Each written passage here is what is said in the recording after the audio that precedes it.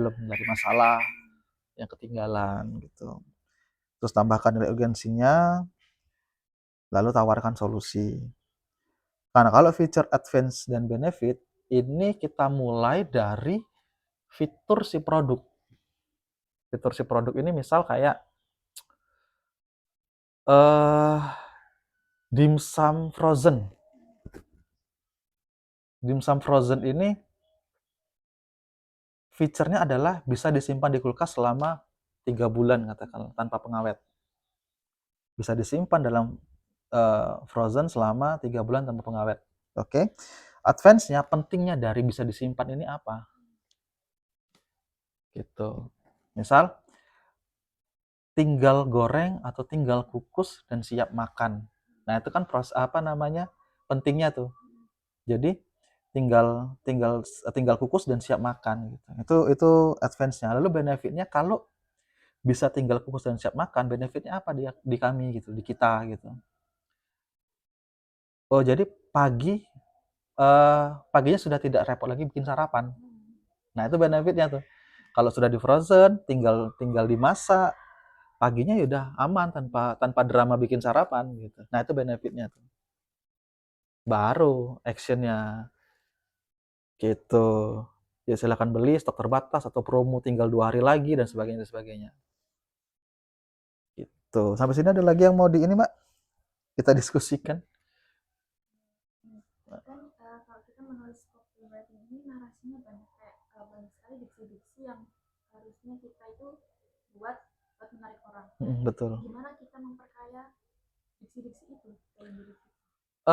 Kalau perbanyak diksi, perbanyak baca. Tapi gini, perbanyak diksi dan perbanyak baca itu ada jurus, kalau aku bilang sih jurus ampuhnya gitu ya. Coba di materi terakhir, di halaman itu ada apa namanya, ada hook, value, dan CTA. Yang perlu itu adalah, nanti coba tak share yang kemarin. Kemarin tuh ada kata-kata yang bisa bisa menarik orang lebih lebih apa ya, lebih powerful lah untuk menarik orang gitu. Jadi ada kata-kata yang dia ada hook, ada value, naikin value-nya, dan CTA atau call to action-nya. Sudah dikirim? Oh ya. Nah, di situ ada apa namanya, materinya tuh. Sebentar.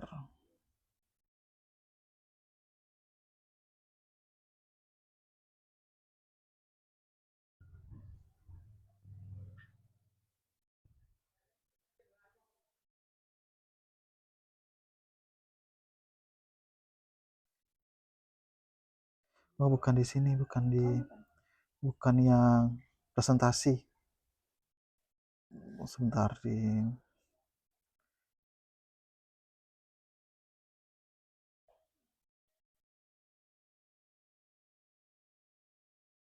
Yang Docs Google.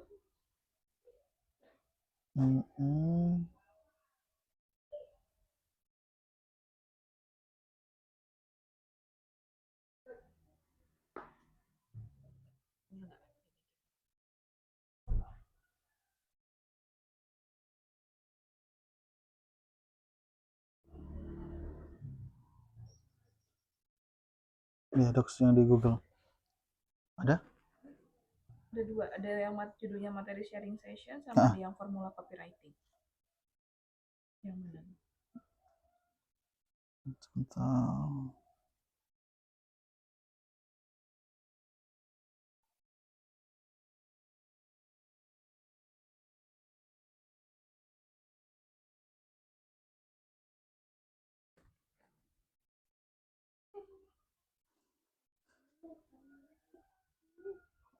Oh, nanti apa namanya, dikirim lagi. Itu ada memang, Mbak, kata-kata yang membangkitkan rasa penasaran, ada yang membangkitkan rasa ingin beli dengan nilai urgensi tadi, misal stok terbatas atau promo cuma sampai jam 12. Di Shopee sering tuh kan, di TikTok juga sering gitu kan. Nah, di flash sale, nah gitu, itu Itu sebenarnya kata-kata yang menarik orang untuk kata-kata tepat sasaran gitu. Kalau dibanding dengan kita milih diksi sebenarnya iya, tapi diksi yang seperti apa gitu loh. Kalau untuk copywriting ada beberapa diksi yang eh, bisa dipakai di hook.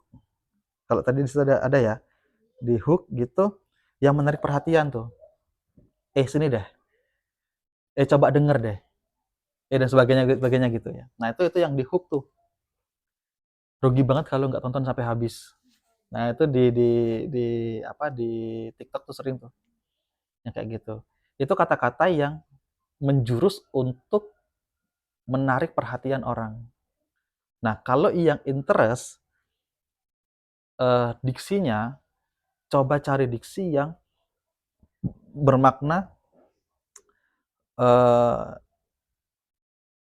ada sesuatu yang ingin kita sampaikan, ada sesuatu yang tentu saja dengan ini kita ya dengan apa namanya dengan eh, mitra tutur atau customer kita kalau di ini ya kalau di UMKM atau di bisnis gitu atau di audience kita kalau di apa di personal branding gitu ya di content creator itu sesuatu yang menyentuh mereka gitu kita punya apa mereka butuh apa nah itu sisi interestnya tuh kalau dari skincare kita punya produk skincare mereka butuhnya apa nah itu yang interest tuh misal kayak tadi ketidakpercayaan diri atau pengen tampil sempurna atau pengen dapat perhatian gitu itu kan yang bikin mereka tertarik gitu kan baru ke desire itu yang bikin mereka rugi kalau nggak punya misal kayak eh, jadi dapat perhatian jadi pusat perhatian kalau di pesta atau jadi makin disayang pasangan dan sebagainya nah itu yang ada di desire basic dari desire ini kalau di marketing ada sekarang sampai ada 6 6.0 pernah dengar nggak belum ya jadi di marketing itu ada 6.0 gitu ada dari 1.0 itu berbicara tentang produknya terbuat dari apa bahannya apa harganya berapa itu produknya semua tuh gitu kalau kalau di 2.0 sudah naik nih levelnya jadi eh, kebiasaan atau habit dari audiens kita Kopiko gantinya ngopi bukan gantinya kopi kopi produk ngopi eh, apa namanya habitnya atau kebiasaannya atau perlakuan gitu paham ya gantinya kopi dan paham gantinya ngopi gitu nah kalau yang 3.0 itu eh, menjadi apa atau menjadi siapa kalau kita pakai produknya kita menjadi apa atau menjadi siapa kalau misal eh, pakai parfum lah misal pakai parfum kita jadi kayak kalau cowok jadi cowok maco oke ya cowok yang disayang pasangan atau kalau cewek misal kayak kalau dari si Bang Dery itu bilangnya jadi kayak cewek baik-baik paham ya jadi kayak kita jadi siapa nih gitu nah itu 3.0 kalau yang 4.0 kita diterima di komunitas atau kelompok apa nih gitu kalau kopi tadi berasa kopi anak-anak skena nah itu tuh skena itu kan jadi kayak komunitas gitu ya kita diterima di situ kalau kita pakai kita keterimanya di sana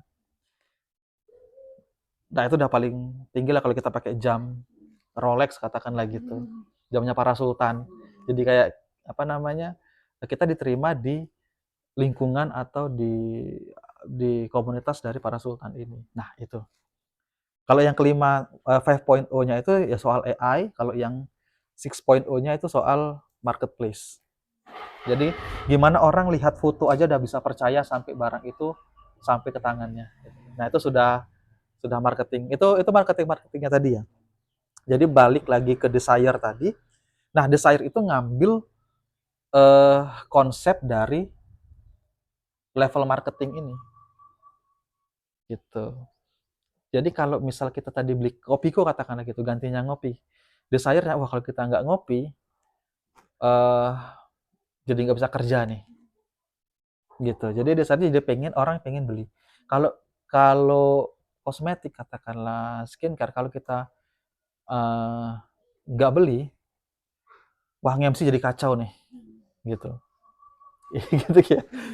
Nah itu apa namanya desire-nya tuh. Jadi orang ingin memiliki atau membeli gitu. Cari kata-kata atau kalau tadi bahasa diksi itu cari diksi yang mengarah ke sana gitu. Nah, selanjutnya dari action. Action itu pakai kata-kata yang memiliki nilai urgensitas. Itu kalau yang langsung ya, kalau yang hard selling ya, itu langsung eh, ke kata-kata yang nilainya ada sisi urgensitasnya gitu. Belinya stok terbatas, flash sale dan sebagainya itu. Ada call to action, ada call to value. Call to action itu eh, mendorong orang untuk melakukan tindakan. Oke. Kalau call to value mendorong orang untuk menikmati value dari produk kita. Menikmati value dari apa yang kita tawarkan, entah itu jasa, entah itu produk, entah itu personal branding tadi, dapat ilmu dan sebagainya, itu content creator dan sebagainya gitu. Itu call to value tuh. Contoh kalau misalnya rumah belajar ini. Kalau call to action, daftar segera, slot 2 kali trial gratis cuma sampai bulan Agustus. Nah, itu call to action. Call to value, dengan 2 kali trial gratis, anak Anda atau anak ibu atau ayah bunda dapat pengalaman belajar yang sesuai dengan minat anak Anda. Value-nya itu. Kita nggak nyuruh mereka untuk daftar, tapi kalau nggak daftar, rugi. Gitu. Dapat gambaran Mbak tentang diksi tadi ya? Gitu. Jadi untuk uh, diksi seperti itu. Ada yang mau minum dulu? Gak apa-apa. Santai aja. Santai aja. Kalau mau ambil aja. Pertanyaannya, kalau kita dapat diksinya dari mana berarti? Baca. Balik ke pertanyaannya.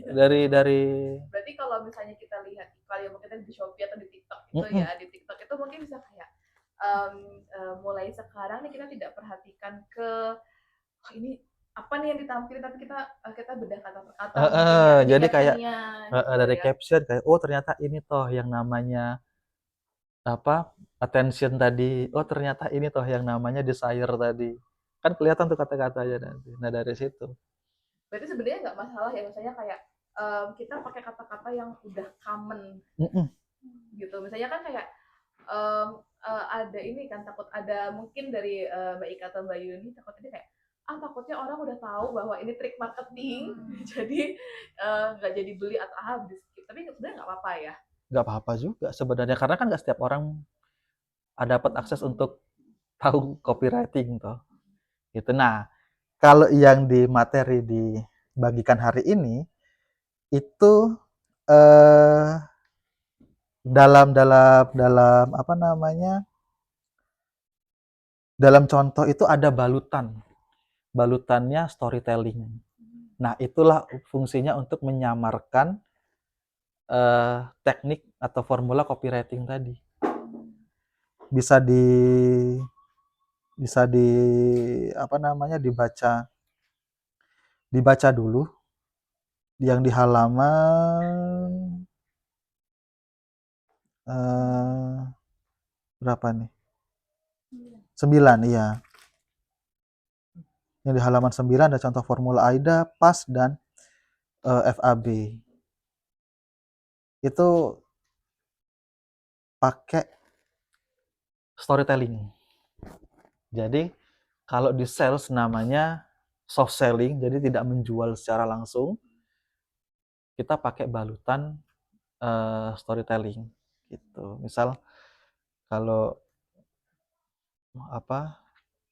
pagi gitu, kopi dah nih, kayak kopiku tadi atau kopi. Kok setiap bangun tidur rasanya pusing ya dan sebagainya, kayak nggak siap untuk memulai hari ya. Mungkin ada sesuatu yang kurang. Kita nggak bilang kopi ya, kita nggak bilang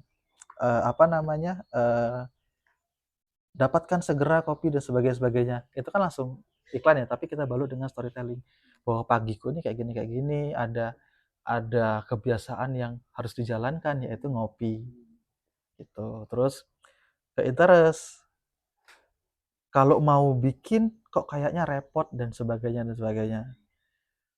Desire, tapi kalau nggak minum, kalau nggak ngopi, eh, paginya jadi kayak bad mood, nggak enak ngapa-ngapain gitu. Ya udah,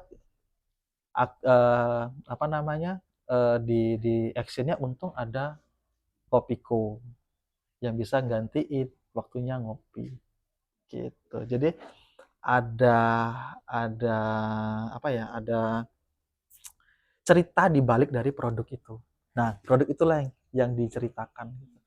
Kalau apa namanya? Kalau di contoh itu di dalam wetannya bahwa di sini ada rumah yang sudah berdiri puluhan tahun dan sebagainya untuk kalau Aidanya tuh eh, bangun keinginan bahwa pengen merasakan sense seperti ini gitu. Aduh,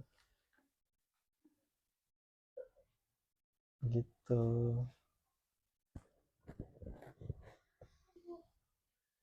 Silakan. Aduh,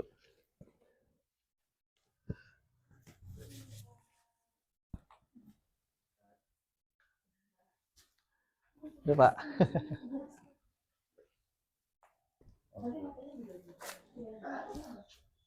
Sedang ada acara di lapangan itu. Jalan santai. Begitu. Nah, kalau pas problemnya, problem problem anak zaman sekarang lah ya. Butuh healing, butuh ketenangan kan gitu. Terus apa namanya? Di hiperbola kalau kita nggak healing, udah mulai nih kacau nih minggu ini dan sebagainya itu kan eh apa ya, gadget banget ya gitu. Lalu solusinya dihadirkanlah adalah dalam wetan ini, tempat di mana kita bisa apa di situ udah jadi materinya gitu. Berarti cari dulu keresahan masing-masing calon Betul, customernya tuh apa betul, sih gitu. betul.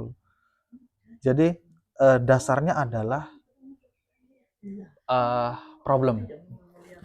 Bisnis yang baik itu kan bisnis yang memecahkan masalah.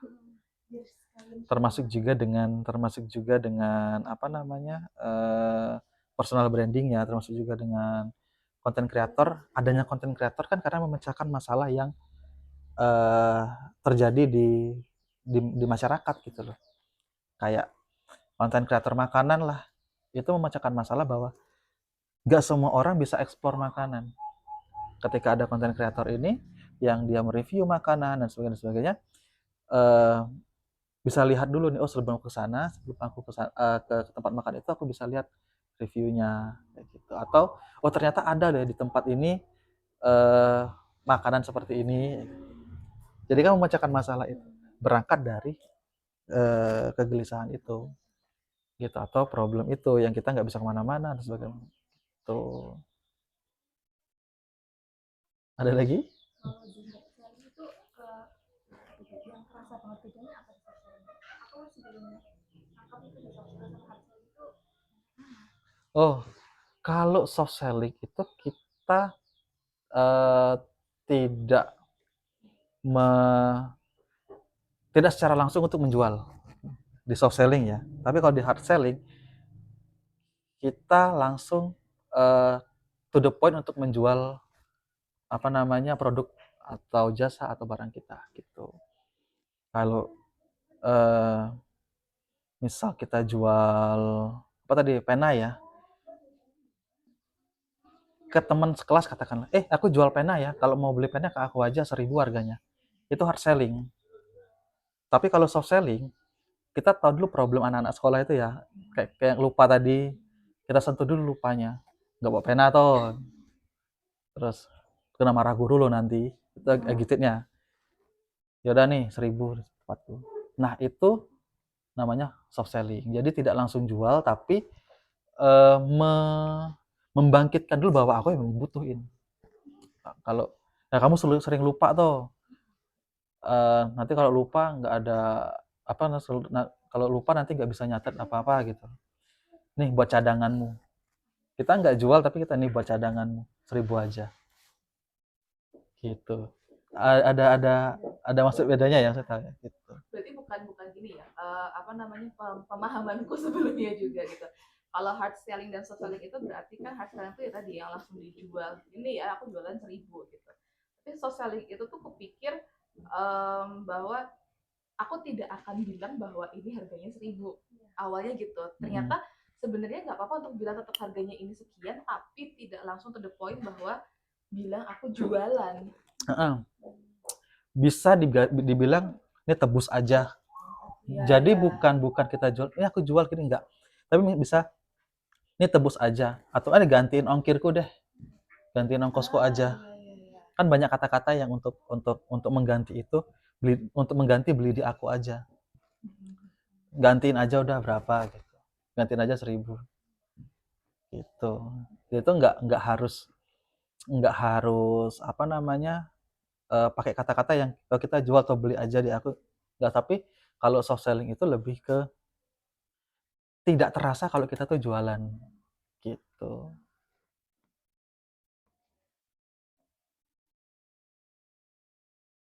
Kalau di contoh kan ada juga tuh yang eh, mampir aja ke sini, rasain sendiri experience-nya.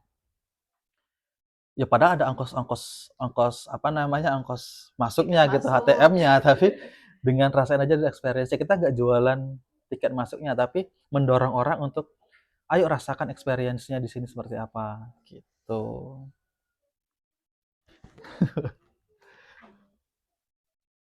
Maaf, dari mana Bu ya? Saya temannya Mak aja. Oh iya. Kemarin diundang Iya. lihat-lihat lah. Salam kenal, saya Tama Bu. Pak. Tuh. Ini cerita-cerita aja, sharing apa namanya. Untuk materi sharingnya barusan saya kirim pulang di grup kalau misalnya Bapak Ibu mau. Gitu. Gitu Mbak ya, lagi ya.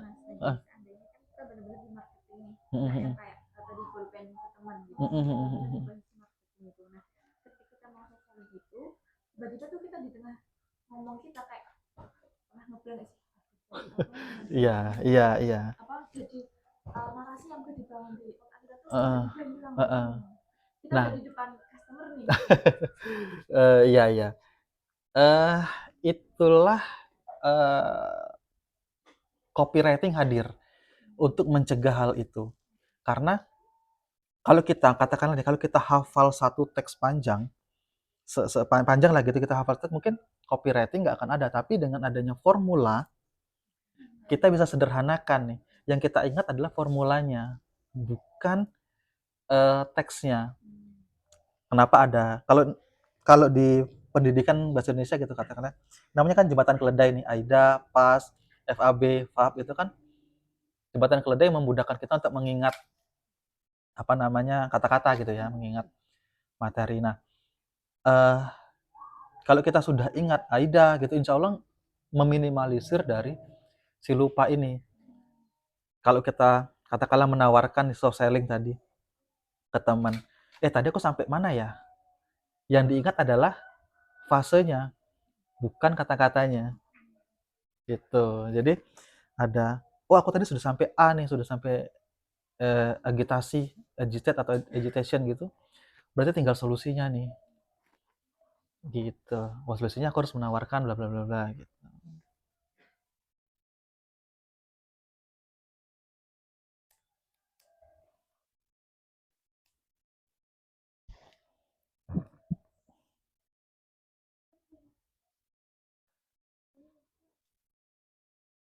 Ada lagi Mbak Yuni?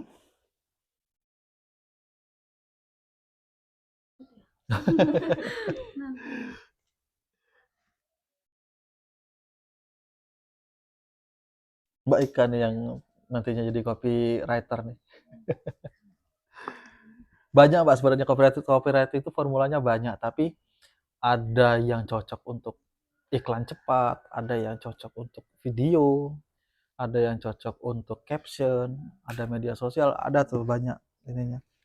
Kayak di sini aja ada yang cocok untuk landing page tahu ya. Landing page itu apa namanya? Katakanlah webnya lah, web kita kalau kita jualan produk itu ada webnya. Nah, webnya itulah landing page. Nah, di situ kita bisa meningkatkan kepercayaan atau awareness dari calon audiens kita gitu, dengan conviction, dengan meyakinkan. Sudah 1.000 orang yang pakai, sudah dipakai lebih dari 10.000 orang, sudah digunakan oleh 10 negara. Nah, itu conviction tuh, meyakinkan sebelum take an action.